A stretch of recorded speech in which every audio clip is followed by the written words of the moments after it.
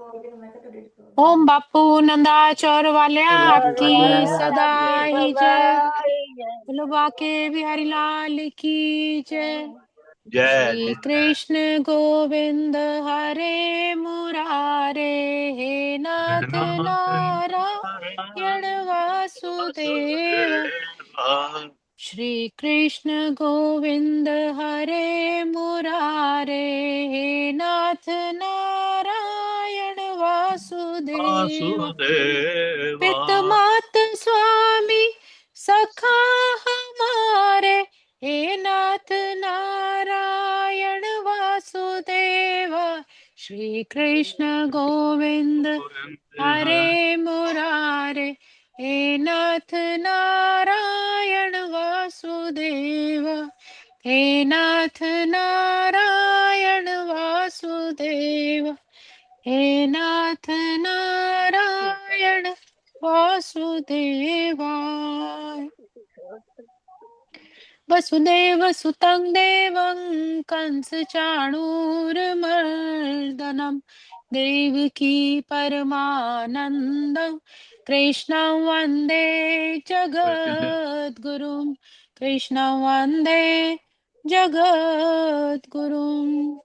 ओम श्री परमात्मने नमः। श्रीमद् भगवत गीता अथैकादशोऽध्यायः।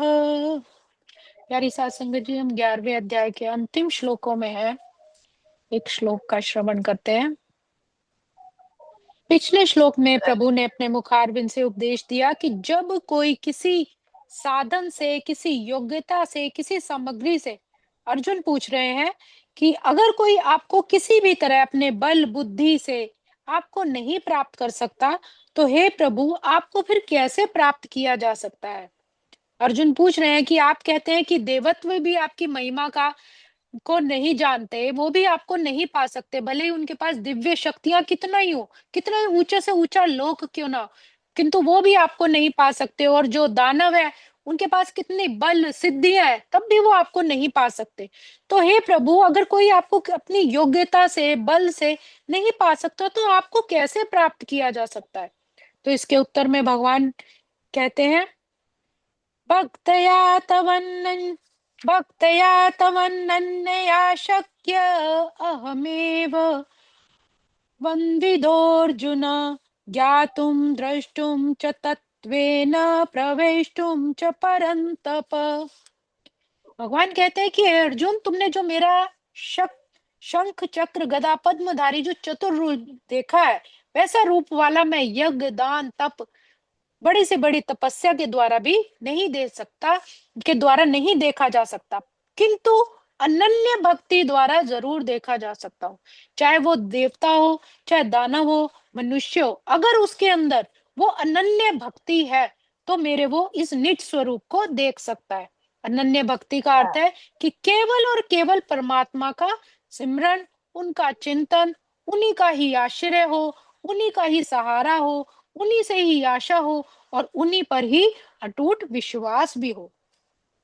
रामचरितमानस में भी एक आती है पंक्ति कि एक भरोसो एक बल, एक आस विश्वास, एक राम घन श्याम हित, चातक तुलसीदास।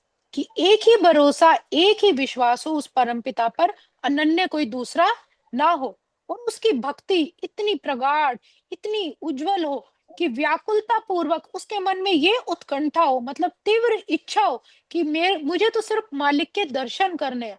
और यही उसकी जो बेचैनी है, उसके कितने ही जन्मों के अनंत पापों को भस्म कर देती है। तो ऐसी अनन्य भक्ति के लिए भगवान कहते हैं कि जो अनन्य चित्त वाला भक्त, नित्य निरंतर हर समय जिसके मन में, चित्त में मेरा चिंतन रहता है, मैं उसके लिए सुलभ हूं। अर्थात ऐसा चिंतन जिससे उसका दूर दूर तक कोई भी अभिमान न हो, उसका पूरी तरह अभिमान गल जाए। तो ऐसे साधक पर भगवान की शुद्ध कृपा बरसती है, और उस कृपा में फिर कोई भी चीज बाधा नहीं होती, और ऐसी कृपा से परमात्मा की प्राप्ति हो जाती है। ज्ञातुम दृष्टि च तत्वेन प्रविष्टुम, कि ऐसी अनन्य भक्ति से मैं ही तत्व के द्वारा जाना जा सकता हूँ। जिसने अनन्य भक्ति कर ली, उसमें डूब गया, वो मुझे तत्व रूप से हर चीज में देख पाता है। अनन्य भक्ति से ही मैं देखा जा सकता हूँ, तत्व रूप से मैं हर चीज में विद्यमान हूँ, और अनन्य भक्ति से ही वो मुझे प्राप्त भी कर सकता है।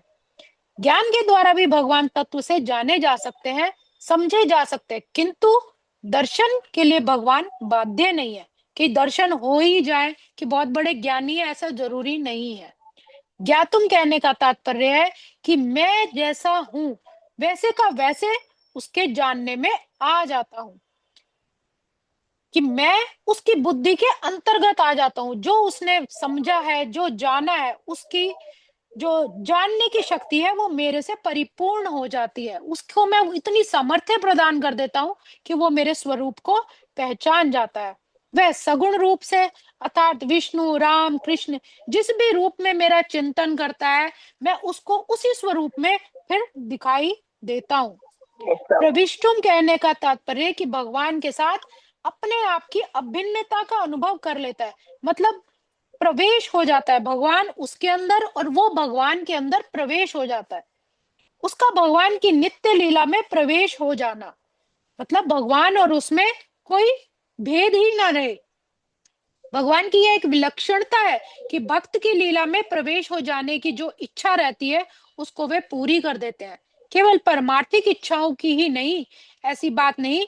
भक्त की पहले जो सांसारिक इच्छा है भगवान पहले उनकी पूरी करते हैं, फिर दूसरी उसकी जो इच्छा है उन्हें भी अवश्य पूरी करते हैं। जैसे भगवत दर्शन से पूर्व ध्रुव जी ने यही इच्छा की थी कि उन्हें पिता की गोदी मिले, तो ध्रुव जो 36,000 वर्ष का उनको राज्य मिला और विभीषण को एक कल्प का राज्य मिला, अर्थात परमात्मा की भक्ति तो मिली ही मिली, और ये सांसारिक जो कल्प, उनकी मनोकामनाएं थी, अच्छा हाँ, कल्प कल्प मीन्स कितना? भी सतयुग और द्वापर, त्रेता, इन सब को मिला के उनके कई मल्टीपल ये हो गया कल्प, युग मोई कल्प हाँ उनके ऊपर। है। इतनी मतलब दीर्घ आयु उनको दी कि यहाँ तक आप राज्य करोगे। और ये 36,000, ध्रुव जी 36,000 साल राज्य किया है इन्होंने। जी जी, ऐसा है, मतलब लिखा है इसमें। ध्रुव जी को मतलब 40,000 थी ना। उन्होंने तो, हाँ जी, उन्होंने भाई, तो यही, मतलब भक्ति तो उन्होंने इसीलिए की थी ना कि मुझे अपने पिता की गोदी में बैठना है। तो हाँ उनको तो तब तक ये ज्ञान ही नहीं था, सांसारिक की चीज मांगी। तो लेकिन हाँ, भगवान ने जब उन्हें आत्मज्ञान हो गया तो वो तो दिया ही दिया, और अपना स्वरूप के हाँ। दर्शन भी कराए। तो जो भक्त की मांगे खुद की, ठाकुर अपने थे, सोई सोई दे सोई रहे, सोई दे, बताओ। शायद उससे भी हद है। ज्यादा दे देते हैं, कमाल, इच्छाओं को पूरी कर देते हैं। तो कमाल। भक्त की खुद की जो उत्कट अभिलाषा है, उस अभिलाषा में ही ऐसी ताकत होती है कि भगवान में भी भक्त से मिलने की उत्कंठा पैदा कर देती है। अगर आप में परमात्मा को मिलने की, उसे पाने की तीव्र इच्छा है, तो वैसी ही इच्छा परमात्मा में भी फिर हो जाती है, वो भी अपने भक्त से मिलने के लिए तैयार हो जाते हैं। वाह, भगवान की इस उत्कंठा में बाधा देने की किसी में भी सामर्थ्य नहीं है। और जब परमात्मा को आपसे प्यार हो गया, उसकी कृपा दृष्टि आप पर हो गई, तो फिर दुनिया की कोई ताकत उसको रोक नहीं सकती। अनंत वाह, सामर्थ्यशाली भगवान की जब भक्ति की तरफ कृपा उमड़ती है, तो वह कृपा भक्त के संपूर्ण विघ्नों को दूर करके भक्त की योग्यता अयोग्यता को किंचित मात्र भी नहीं देखती। जब उनकी प्रहलाद पर कृपा दृष्टि हुई, उन्होंने देखा कि ये मेरा इतना प्यारा भक्त है, भले ही वो किस कुल में है, भले ही वो कितनी आयु है, भगवान ने उन सब चीजों को, अपने नियमों को भगवान खुद ही तोड़ देते हैं। वो सिर्फ यही देखते हैं कि ये मेरा भक्त है, इसके मन में मेरे लिए प्यार है, और वो अपनी कृपा पूरी उस पर बरसाते हैं। तो यही भगवान का कहना है कि भक्त की फिर योग्यता अयोग्यता को वो किंचित मात्र भी नहीं देखते। तो भगवान भी परिवश कर देती है अगर भक्ति में इतनी सामर्थ्य हो, जिससे भगवान भक्तों के सामने फिर तत्काल प्रकट हो जाते हैं। तो भक्ति से ही भगवान के दर्शन भी हो सकते हैं, यह भक्ति की विशेषता है। जबकि ज्ञान की पराश निष्ठा होने पर भी भगवान के दर्शन नहीं हो सकते, कितना ही बड़ा क्यों ना ज्ञानी हो, लेकिन जब तक उसके मन में वो भक्ति की प्रगाढ़ता नहीं है, इतनी उसकी दृढ़ और सच्ची प्रेमा भक्ति नहीं है, तब तक उसको दर्शन नहीं हो सकते। इसलिए भक्ति की विशेष महिमा बताई गई है कि भक्ति में ही समग्रता की प्राप्ति है। भक्ति ही वही है, ऐसा प्रेमा भक्ति ही एक माध्यम है जिससे उस परमात्मा की प्राप्ति की जा सकती है। तो आज के श्लोक को हम यहीं विराम देंगे। ओम श्री कृष्ण अर्पणमस्तु। हरे नमः, हरे नमः, हरे नमः।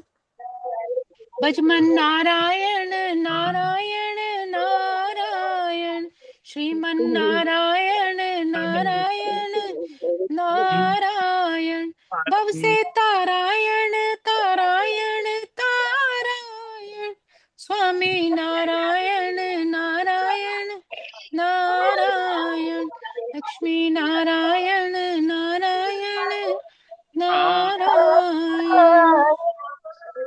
के बिहारी लाल की जय, श्रीमद् भगवत गीता की जय, मेरे सतगुरु महाराज की जय।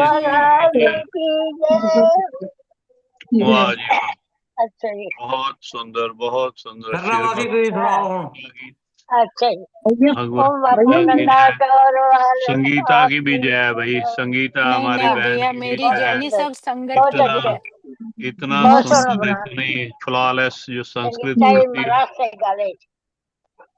जी ओम ये भी ओम बड़ी खुश हो रही थी, कहती हाँ, कमाल है, इतनी सुंदर संस्कृत पढ़ लेती हैं ये आपकी भाभी, कह बहुत रही है। सुंदर, करतार सारा लोग। थैंक यू भाभी जी, जी बहुत अच्छा बोले थैंक यू सो बहुत मच, कमाल है, सुंदर। कमाल है, जी कहती भी थैंक इतनी यू जी। शुद्ध, ये जो है कितनी संस्कृत फ्लॉलेस संस्कृत, आप माशाल्लाह। जैसी अर्धांगिनी मिली है ना बुद्ध भैया को, उनके भी कम भक्ति नहीं है। आपको भी जय प्रणाम है। जय हो, जय हो, जय हो।